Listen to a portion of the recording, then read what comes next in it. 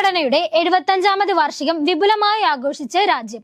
Parliament സംയുക്ത സമ്മേളനത്തെ അഭിസംബോധന ചെയ്ത് രാഷ്ട്രപതി ദ്രൗപദി മുർമു, പ്രധാനമന്ത്രി നരേന്ദ്രമോദിയും ഇരുസഭകളുടെ അധ്യക്ഷന്മാരും ലോക്സഭാ പ്രതിപക്ഷ നേതാവ് രാഹുൽ ഗാന്ധിയും രാജ്യസഭാ പ്രതിപക്ഷ നേതാവ് മല്ലികാർജുൻ ഖാർഗെയും വേദിയിലെ സാന്നിധ്യമായി. 75ാം വാർഷിക ദിനത്തോടനുബന്ധിച്ച് സ്മരണ നാണയവും സ്റ്റാമ്പും രാഷ്ട്രപതി പുറത്തിറക്കി. സംസ്കൃതം, മൈഥിലി ഭാഷകളിലുള്ള ഭരണഘടനാ പകർപ്പുകളും ചടങ്ങിൽ പ്രകാശനം ചെയ്തു. ഭരണഘടനാ ദിനത്തിൽ പ്രധാനമന്ത്രി നരേന്ദ്രമോദിക്കെതിരെ വിമർശനവുമായി ലോക്സഭാ പ്രതിപക്ഷ നേതാവ് രാഹുൽ ഗാന്ധി. മോദി ഇന്ത്യൻ ഭരണഘടന ഇതുവരെ വായിച്ചിട്ടില്ല. ഒരുപക്ഷെ വായിച്ചിരുന്നെങ്കിൽ ഇന്ന് അദ്ദേഹം ചെയ്തുകൊണ്ടിരിക്കുന്ന ഒരു കാര്യവും ചെയ്യില്ലായിരുന്നു. ഭരണഘടനാ ദിനത്തിൽ ഡൽഹിയിലെ തൽക്കത്തോറ സ്റ്റേഡിയത്തിൽ സംഘടിപ്പിച്ച ഭരണഘടനാ സംരക്ഷണ ക്യാമ്പയിനിൽ സംസാരിക്കവെയാണ് രാഹുലിന്റെ ഈ വിമർശനം. ദുരന്ത നിവാരണത്തിനായി കേരളത്തിന് 72 കോടി അനുവദിച്ച് കേന്ദ്രം. മുണ്ടക്കൈ, ചൂരൽമല സന്ദർശിച്ച മന്ത്രിതല സമിതിയുടെ ശുപാർശ പ്രകാരമാണ് നടപടി. 15 സംസ്ഥാനങ്ങൾക്കായി 1115.67 കോടി രൂപ അനുവദിച്ചു. ഉരുൾപൊട്ടൽ സാധ്യതയുള്ള പ്രദേശങ്ങളിലെ ആഘാതം കുറയ്ക്കുന്നതിനുള്ള പ്രവർത്തനങ്ങൾക്കാണ് തുക അനുവദിച്ചിരിക്കുന്നത്. കേന്ദ്ര ആഭ്യന്തരമന്ത്രി അമിത്ഷായുടെ നേതൃത്വത്തിലുള്ള ഉന്നതാധികാര സമിതിയുടേതാണ് തീരുമാനം. തുക എങ്ങനെ ചെലവഴിക്കണമെന്ന് സംസ്ഥാന സർക്കാരുകൾക്ക് തീരുമാനിക്കാം. തൃശൂരിൽ ഉറങ്ങിക്കിടന്നവർക്കിടയിലേക്ക് നിയന്ത്രണം വിട്ട് തടിലോറി പാഞ്ഞുകയറി 5 പേർ മരിച്ചു. ചൊവ്വാഴ്ച പുലർച്ചെ 4 മണിയോടെയാണ് സംഭവം.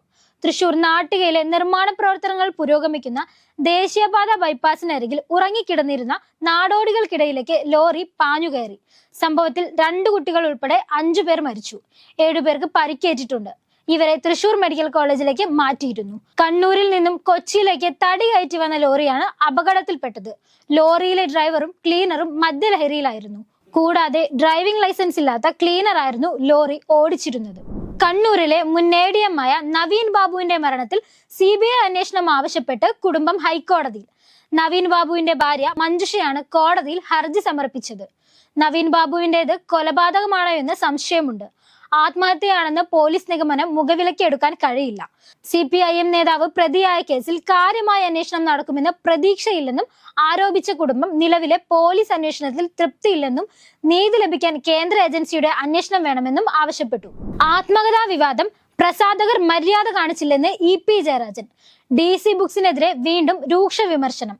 താൻ ആരെയും ആത്മകഥ പ്രസിദ്ധീകരിക്കാൻ കരാർ ഏൽപ്പിച്ചിട്ടില്ലെന്ന് ആവർത്തിച്ച് അദ്ദേഹം.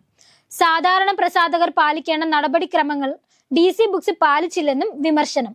പുസ്തകത്തിന് പ്രകാശനത്തോടനുബന്ധിച്ച് DCയുടെ ഫേസ്ബുക്കിൽ വന്ന പോസ്റ്റ് താൻ അറിയാതെയാണെന്നും ഇതിൽ ഗൂഢാലോചനയുണ്ടെന്നും EP പറഞ്ഞു. ലബനനിൽ വീണ്ടും ഇസ്രായേലിന്റെ വ്യോമാക്രമണം. 31 പേർ കൊല്ലപ്പെട്ടെന്ന് ലബനൻ ആരോഗ്യ മന്ത്രാലയം. ഹിസ്ബുള്ള കേന്ദ്രങ്ങളായ 25 സ്ഥലങ്ങളിൽ ആക്രമണം നടത്തിയതായി ഇസ്രായേൽ സൈന്യം സ്ഥിരീകരിച്ചു. ഹിസ്ബുള്ളയുടെ കമാൻഡ് സെന്ററാണ് ആക്രമണത്തിന് ലക്ഷ്യമിട്ടതെന്നാണ് ഇസ്രായേൽ സൈന്യത്തിന്റെ അവകാശവാദം. അന്താരാഷ്ട്ര തലത്തിൽ വെടിനിർത്തലിനുള്ള ശ്രമങ്ങൾ നടക്കുന്നതിനിടെ ഇക്കഴിഞ്ഞ വാരാന്ത്യത്തിലും ഇസ്രായേൽ ലബനനിൽ ശക്തമായ ആക്രമണങ്ങൾ നടത്തിയിരുന്നു. സംസ്ഥാനത്ത് മഴ കനക്കുന്നു. 8 ജില്ലകളിൽ യെല്ലോ അലർട്ട് പ്രഖ്യാപിച്ച് കാലാവസ്ഥാ വകുപ്പ്. ഒറ്റപ്പെട്ട ശക്തമായ മഴയ്ക്കുള്ള സാധ്യതയാണ് പ്രവചിച്ചിരിക്കുന്നത്. തിരുവനന്തപുരം, കൊല്ലം, പത്തനംതിട്ട, ഇടുക്കി, പാലക്കാട്, മലപ്പുറം ജില്ലകളിൽ നാളെയും യെല്ലോ അലേർട്ട് തുടരും. തെക്കൻ ബംഗാൾ ഉൾക്കടലിന് മുകളിലായി സ്ഥിതി ചെയ്യുന്ന തീവ്ര ന്യൂനമർദ്ദത്തിന്റെ സാന്നിധ്യത്തിൽ വരുന്ന 5 ദിവസം കൂടി സംസ്ഥാനത്ത് മഴ തുടരും. തെക്കൻ കേരള തീരത്ത് മത്സ്യബന്ധനത്തിനും വിലക്ക് ഏർപ്പെടുത്തിയിട്ടുണ്ട്.